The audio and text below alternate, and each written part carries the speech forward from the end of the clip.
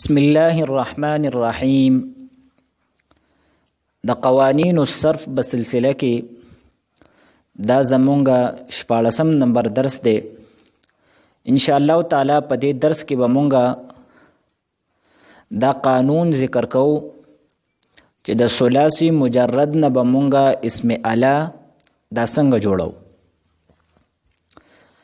نو د ثلاثي مجرد کوم بابونه دي دا غینه د اسم علی کوم د واحد صيغه ده یا د مفرد صيغه ده نو هغه په درې وزنونو باندې راځي.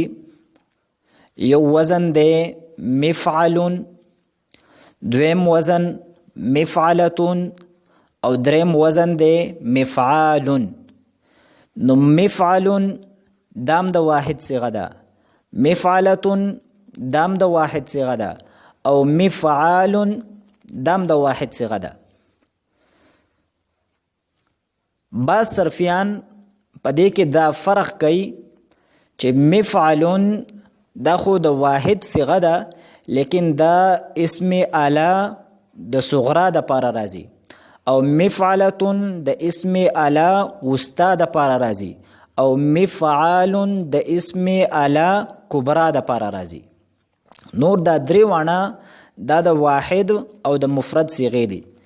نو په درې وزنونو سره د ثلاثي مجرد نه اسم علی د مفرد صيغه راځي، د مفعل په وزن باندې، د مفعلتون په وزن باندې او د مفعال په وزن باندې. دلته قابل غور خبره دا ده کومګه په دې درې وانو وزنونو ته په غور باندې وګورو نو په دې درې وانو کې میم دا مکسور دی او عین کلمه په دې درې وانو وزنونو کې دا مفتوح ده. نو په مفعلون کې میم مکسور دی او عین کلمه مفتوحه ده، دغه سی په مفعلتون کې هم او په مفعالون کې هم. نو تدینا دا خبره معلومه شوه چې مونږ به په اسم ظرف او په اسم اعلی دا غي په مفرد بصيغو کې به فرق څنګه کو. نو مخکې د اسم ظرف قانون مونږ ویلو نو مونږ دا خبره پاغي کې کړی و چې د ثلاثي مجرد نه به اسم ظرف دا په دوه وزنونو باندې راځي، د مفعل په وزن باندې او دویم وزن مونږ دا بیان کړو چې د مفعولون په وزن باندې برازي.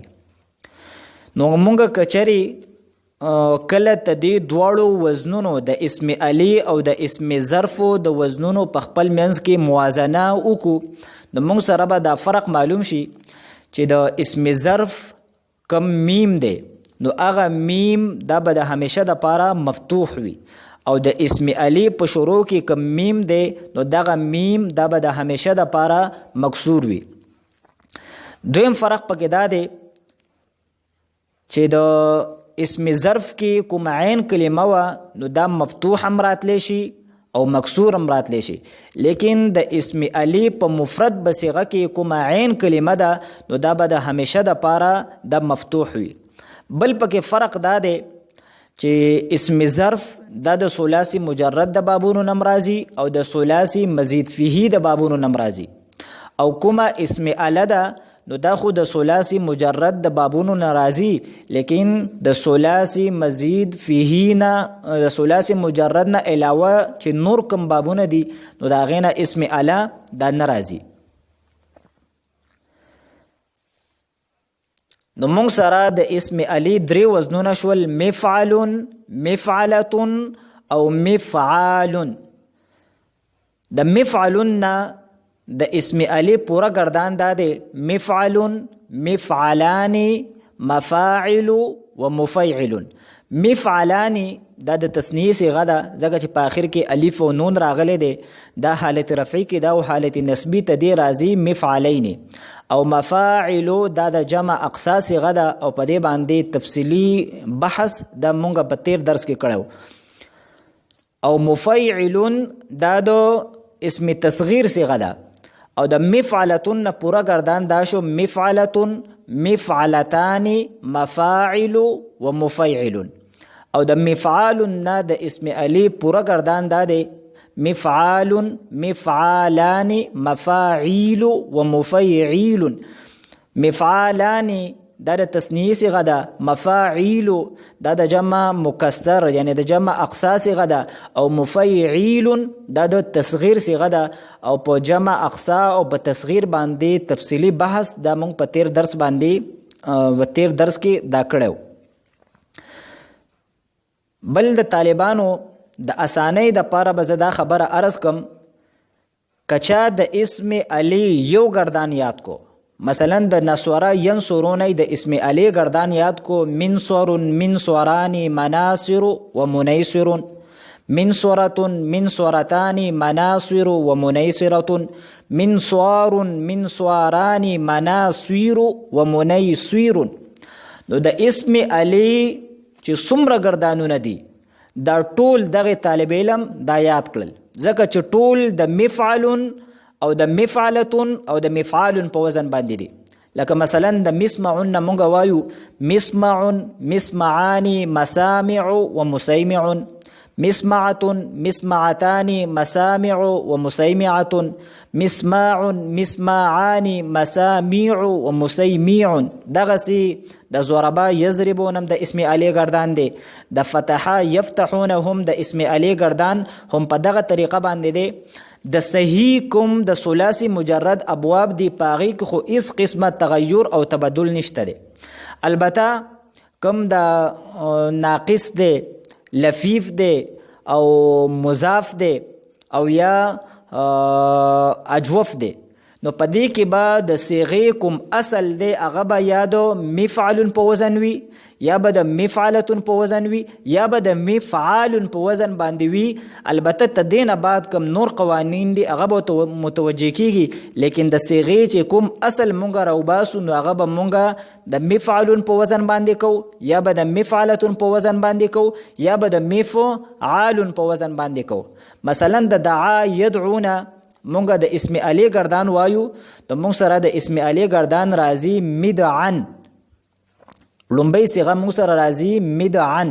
نو مدعن دا په اصل کې دی مدعون، بیا پکې قوانین جاری شوي دي نو مدعن ته جوړ شوی دی.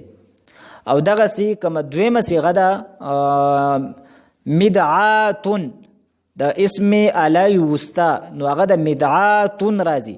نو مدعاتن دا په تدې اصل چې مونږ راوباسو نو دا به مونږ د مفعلتن په وزن باندې کو، نو د مدعاتن دا په اصل کې دی مدعوتن. او یا دغه سي تدینه اسم علی کبرا تدغه باب نه راځي مدعاون، نو دام په اصل کې دی مدعاون بروزن مفعال. نو کوم اصل چې دی هغه به تدې درې وزنونو نه دا بهر نه وي. البته په دې کې بیا نور قوانین جاری کیږي ان شاء الله تعالی. دغه قوانین دا به مونږ په ناقص او لفیف او مضاف کې دا په تفصیل سره ان شاء الله تعالی عرض کو.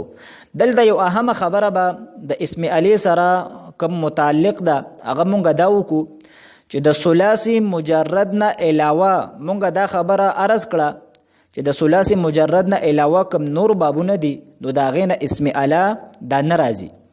او ولی ناراضي دا غي وجه په علم الصيغه کې او داسې نور د صرف کتابونه دی پاغي کې ذکر کړی دي. قبل فرض مونږ تدغه بابونو نه د اسم علی معنی ادا کول غواړو نو مونږ بس طریقه کو. نو دا غي د لپاره اسانه طریقه دا ده چې د کوم باب نه مونږ د اسم علی معنی ادا کول غواړو نو د هغه باب کوم مصدر دی په دې باندې به مونږ الف لام داخل کو، دغه باب به مونږ معرف باللام کو، او د دې په شروع کې به مونږ ما به لفظ ولګو. مثلا د اکرم یکرمون مونږ د اسم علی معنی ادا کول غواړو نو تدینه مصدر راځي اکرام، په دې به مونږ الف لام داخل کو، نو د اکرام نه به مونږ سره شي الاکرام، او په شروع کې به مونږ ما به لفظ راوړو نو مونږ سره بشي ما به الاکرام. یا د اجتنابا یجتنبون مونږ د اسم علی معنی ادا کول غواړو نو د اجتناب دا تدې باب نه مصدر دی، دا به مونږ معرب باللام کو او په شروع کې به ما به مونږ راوړو نو مونږ سره بشي ما به الاجتناب. نو دا د اسم علی دا قانون شو. او دا کم اوزان چې مونږ ذکر کړی دي نو دا عام طور باندې د اسم علی د پاره دغه وزنونه استعمالیږي مفعل مفعلة او مفعال. البته کله کله د اسم علی اوزان اسم اله دا د فاعلون په وزن هم راځي لکه خاتم او عالم او تدین علاوه نور شاذ اوزان هم شته دي هغه په علم الصيغه کې ذکر کړی دي نو دا موږ سره د اسم اله قانون شو. واخر دعوانا ان الحمد لله رب العالمين.